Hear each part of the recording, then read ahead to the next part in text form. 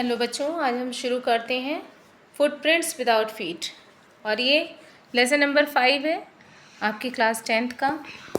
और इससे ये जो कहानी है ना, ये बहुत ही इंटरेस्टिंग है और काफ़ी आपको जैसे नहीं लगेगा कि आगे क्या होने वाला है। इतना ज़्यादा आपको इंटरेस्ट आएगा कि आप आगे की स्टोरी के बारे में जानना चाहेंगे। बहुत ही अमेजिंग स्टोरी है। ये एक बहुत ही ब्रिलियंट साइंटिस्ट ग्रिफिन की स्टोरी है और किस तरह से वो एक ऐसा जो है इन्वेंशन करता है जिससे वो इनविजिबल हो जाता है, और उसके बाद क्या क्या होता है ये इस कहानी को पढ़ने के बाद पता चलता है। तो स्टार्टिंग होती है पहले ही क्वेश्चन से ही लिखा हुआ, can a man become invisible. लिखा, क्या कोई आदमी अदृश्य हो सकता है। This is the story of a scientist. ये एक वैज्ञानिक की कहानी है। वो discovers how to make himself invisible, जिसने ये खोज की कि कैसे स्वयं को अदृश्य किया जाए, इनविजिबल बनाया जाए। डज ही यूज़ और मिस यूज हिज डिस्कवरी, क्या वो अपनी खोज का, क्या वो अपनी डिस्कवरी का सदुपयोग करता है या दुरुपयोग करता है। तो चलिए कहानी को स्टार्ट करते हैं। कहानी स्टार्ट होती है इन लाइन से। लिखो, the two boys started in surprise at the fresh muddy imprints of a pair of bare feet. दो लड़के हैं और बड़े हैरान हैं, बड़ी सरप्राइज हैं ये देख करके कि दो जो है किसी के पैरों के जो इम्प्रिंट्स हैं, जो निशान हैं, वो भी कैसे मडी हैं। उसमें कीचड़ लगी हुई है, कीचड़ लगे पैरों के निशान हैं और नंगे पैर है वो पैरों के निशान कैसे हैं, नंगे पैर हैं। वो शूज वगैरह नहीं पहन रखा, उसके निशान उन दोनों बच्चों को दिखाई पड़ती हैं और वो भी कीचड़ से सने हुए पैरों के निशान हैं। What was a barefooted man doing on the steps of a house in the middle of the London? And where was the man? बच्चे जब वो देखते हैं जो निशान पड़ा हुआ होता वो भी उसका कीचड़ लगे हुए पैरों का, तो बच्चे सोचते हैं कि वो जो बिना जो है फुट के जो आदमी घूम रहा था, जो नंगे पैर घूम रहा था, वो आदमी गया कहाँ, है ना। वो इसके स्टेप्स यहाँ घर पे कैसे आए, वो भी in the middle of London, वो भी लंदन के बीच में जो मकान है वहाँ की सीढ़ियों पर कैसे आए। And where was the man, और वो आदमी गया कहाँ। एज द गेस्ट, जब वो देख ही रहे होते हैं ना, बड़े ध्यान से देख ही रहे होते हैं, a remarkable sight met their eyes, फिर से जो है एक बहुत ही महत्वपूर्ण दृश्य उन्हें दिखाई देता है। व्हाट वाज आगे लिखा है कि किस तरह से उसके निशान दिखते हैं। तो बच्चे भी बड़े सरप्राइज्ड हैं और वो देखना चाहते हैं कि वो आदमी गया कहाँ। अब फिर से तुरंत ही, जैसे ही वो ये सोच ही रहे होते हैं ये सब, तुरंत ही एक फ्रेश जो है पैरों के निशान, फिर से वैसे ही गंदे पैरों के निशान फिर से उन्हें दिखाई देते हैं। फर्दर फुटप्रिंट्स फॉलोड, अब वो पीछा करते हैं, उन पैरों के पीछे पीछे आते हैं। वो बच्चे छोटे हैं, वो फॉलो कर रहे हैं, one after another descending the steps and progressing down the street. वो जो है पीछे पीछे जा रहे हैं और उन पैरों का क्या कर रहे हैं, पीछा कर रहे हैं। सीढ़ियों के नीचे सड़क की ओर बढ़ते हुए वो लोग जा रहे हैं। The boys followed fascinated until the muddy impressions became fainter and fainter and at last disappeared altogether. लड़के एकदम बिल्कुल फैसिनेटेड हैं। फैसिनेट का मतलब होता है बेटा किसी चीज़ के पीछे एकदम मोहित हो जाना, एकदम बिल्कुल उसका आपको एकदम बिल्कुल लालच हो जाए, किसी चीज़ के लिए एकदम फैसिनेट हो जाना, है ना। तो बच्चे भी उसका पीछा कर रहे हैं, एकदम सम्मोहित हो गए हैं। Until the muddy impressions became, और तब तक वो पीछे पीछे जाते उन पैरों के निशान की, जब तक वो निशान धीरे धीरे हल्के नहीं पड़ने लगते, गायब नहीं होने लगते। At last disappeared all together, और बाद में वो एक समय आता है कि वो पैरों के निशान धीरे धीरे गायब हो जाते हैं। The explanation of the mystery was really simple enough, और ये जो इतनी रहस्य भरी कहानी थी, ये इसकी जो व्याख्या है वास्तव में बहुत ही साधारण सी थी।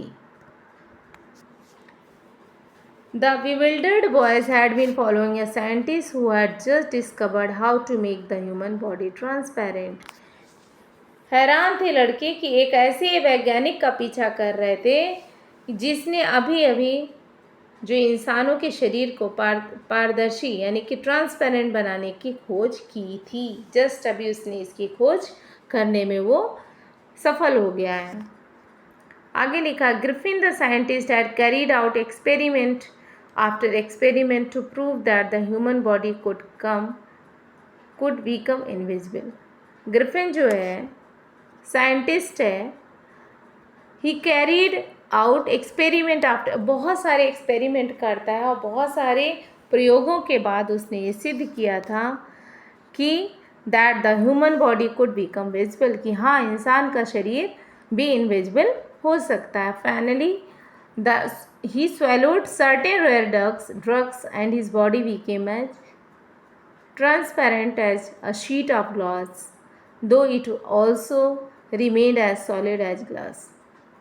अब ये इसने क्या किया, इतने एक्सपेरिमेंट किए, उसके बाद जा कर के ये सफल हुआ। और उसने क्या किया लास्ट में, उसने ये जो स्पेशल उसने दवा बनाई थी ना, उसको उसने पी लिया और उसका शरीर कैसा हो गया, बिकम इनविजिबल हो गया। Finally he swallowed certain rare drugs, और उसके बाद ट्रांसपेरेंट हो गया, बिल्कुल वैसे ही ट्रांसपेरेंट हो गया जैसे शीशा होता है। Though it also remained as solid as glass, और ये काफ़ी मजबूत भी था, एकदम ठोस था जैसे शीशा बना रहता है। ब्रिलियंट साइंटिस्ट दो ही वाज, वो बहुत ही ब्रिलियंट साइंटिस्ट था। Griffin was rather lawless person, लेकिन हाँ वो कानून का विरोधी व्यक्ति था, वो लॉलेस पर्सन था, कानून की बिल्कुल भी कद्र नहीं करता था। हिज लैंडलॉर्ड डिसलाइक्ड हिम, उसके जो मालिक थे, मकान मालिक, वो भी उसको पसंद नहीं करते थे। And try to eject him, और हमेशा क्या करते थे, उसको लैंडलॉर्ड उसको पसंद करते थे, हमेशा उसको कुछ ना कुछ जो है इस तरह से कोशिश करते थे कि वो मकान को खाली कराने की कोशिश करते थे, ना उसके ऊपर प्रेशर बनाते थे। इन रिवेंज, और बदले में Griffin set fire to the house, इतना वो जल्दी गुस्सा हो जाता था ग्रिफिन, बहुत ही शॉर्ट टेम्पर्ड था, कि उसने उस घर में आग लगा दी। To get away without being seen he had to remove his clothes, और बिना किसी के देखे हुए भागे जाने के लिए उसने अपने कपड़े उतारने शुरू कर दिए। To get away without being unseen, thus it was that he became a homeless wanderer, और इस तरह से जब उसने उतार दिया तो वो एक घुमक्कड़ बन गया, कैसा, होमलेस, जिसका कोई घर ना हो, बेघर, वांडरर बन गया। विदाउट क्लोथ, बिना कपड़ों के, विदाउट मनी, बिना पैसों के, एंड क्वाइट इनविजिबल, और पूरी तरह से इनविजिबल, अदृश्य, until he had happened to step in one mud and left footprints as he walked। और कह रहे हैं कि उसका वो इनविजिबल हो गया, लेकिन तब तक इनविजिबल रहा जब तक उन जैसे नहीं उसके फुटप्रिंट्स के निशान बन गए थे कीचड़ वाले, तो वो कीचड़ लगे पैरों के निशान, अगर उसने छोड़ा नहीं होता ना तो कोई उसको पकड़ नहीं पाता, कोई उसको जान भी नहीं पाता। He escaped easily enough from the boys who followed his footprints in London, और ये बच जाता है उन बच्चों की निगाह से, वो बच्चे जो इन पैरों के निशान के पीछे पीछे लंदन में चले आ रहे थे। But his adventures were by no means over, लेकिन ये सारा जो एडवेंचर था ये यहीं पर ख़त्म नहीं होता है। He had chosen a bad time of the year to wander about London without clothes, लेकिन ठंड का मौसम था, बिना कपड़ों के उस ठंड की रात में घूमना लंदन में, बहुत ही वो परेशान था। इट वॉज मिड विंटर, और ये मिड विंटर, मिड जो चल रहा था ठंड का मौसम, उसमें था। The air was bitterly cold, हवा बहुत ठंडी बह रही थी। And he could not do without clothes, और वो कुछ भी नहीं कर सकता था बिना कपड़ों के। Instead of walking about the streets he decided to sleep into a big London store for warmth, लेकिन अब क्या है, ठंडा भी लग रहा है उसको और सड़क पे चला आ रहा है, तो फाइनली वो डिसाइड करता है कि वो किसी स्टोर वगैरह में छिप जाएगा और दूसरे दिन निकल जाएगा। तो बिग लंदन स्टोर है, वहाँ पर चला जाता है और वहीं पर वो कोई उसे पहचान नहीं पाता है। Closing time arrived, and as soon as the doors were shut, Griffin was able to give himself the pleasure of clothing and feeding himself without regard to expense. और अब क्या है, क्लोजिंग टाइम हो रहा है, यानी कि जो दुकानें हैं और जो मॉल वगैरह है वो सब बंद होने का टाइम हो रहा है। As soon as the doors were shut, और जो ही जो दरवाजे हैं वो बंद होते हैं, Griffin was able to give himself the pleasure of clothing and feeding himself without regard to expense. बिना खर्चे के वो जिस उसमें गया हुआ था लंदन स्टोर में, वहाँ सारा सामान था, पहनने का, खाने का, है ना, ग्रॉसरी आइटम सब कुछ था। उसने यही एक काम किया, गया, उसने कुछ कपड़े पहने गरम और उसने खाया। ही ब्रोक ओपन बॉक्सेज, उसने कुछ जो है बॉक्स ओपन भी कर दिए, रैपर्स को फाड़ दिया, and fitted himself out with warm clothes. और लगभग हर कपड़े में वो क्या हुआ, वहाँ जो कपड़े रखे थे उसमें से उसने जो उसके हिसाब से कपड़ा था उसने उसको कपड़े को पहना। Soon with shoes and over coat and a wide brimmed hat he became a fully dressed and visible man. और ये सब पहनने के बाद, ये सारे जो है ड्रेस पहनने के बाद अब वो दिखने लगा था, यानी कि कपड़े हटाने के बाद वो नहीं दिख रहा था, इनविजिबल था, और जब उसने सारे कपड़े पहन लिए तो वो विजिबल हो गए। In the kitchen of the restaurant he found cold meat and coffee. और जो रेस्टोरेंट का जो किचन था वहाँ पे कॉफ़ी और कोल्ड मीट था। And he followed up the meal with sweets and wine taken from the grocery store. और उसने जो है कुछ जो है उसने थोड़ा सा मीठा खाया, एंड वाइन, उसने वाइन पी ग्रॉसरी स्टोर से। Finally he settled down to sleep, और आराम से वो लेट गया सोने के लिए, on a pile of quilts, और जो ढेर लगे हुए थे उसके क्विल्ट्स के, रजाइयों के उस ढेर पर वो सो गया। If only Griffin had manage to wake up in good time, all might have been well। और कहते हैं कि अगर ग्रिफिन जो था ना, कि if only Griffin had manage to, अगर वो सुबह जल्दी जग गया होता है ना, दुकान में सो रहा था, ग्रॉसरी स्टोर से बहुत कुछ खाया था, सब कुछ, अगर वो टाइम से जग गया होता ना तो कोई भी दिक्कत नहीं होती, वो बच जाता।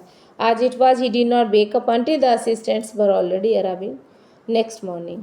और जबकि जो है असिस्टेंट्स आ गए थे वहाँ पे, जो आगे, as it was he did not wake up until the, जब वहाँ दुकान खुलने लगी, असिस्टेंट जो दुकान खोलने वाले आए, उन्होंने जैसे ही शटर को हटाया अगली सुबह, when he saw a couple of them, और जब उसने इतने लोगों को देखा, ग्रिफिन ने, अप्रोचिंग, उसी की तरफ आते हुए, panicked and began to run, वो बहुत ही परेशान हो गया और भागना उसने चालू कर दिया।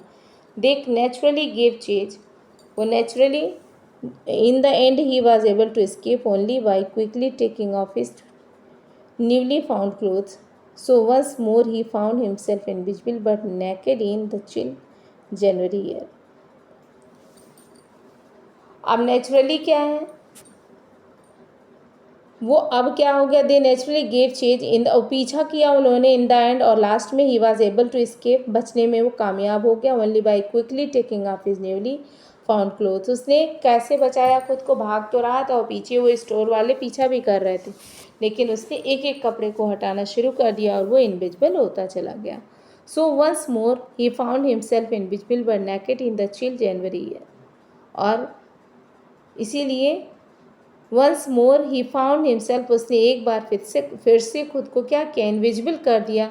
मैं नेकेड था वो, एकदम उसके बॉडी पे कपड़े नहीं थे, और मंथ कौन सा चल रहा था, बहुत ही बर्फीली जनवरी की हवा बह रही थी।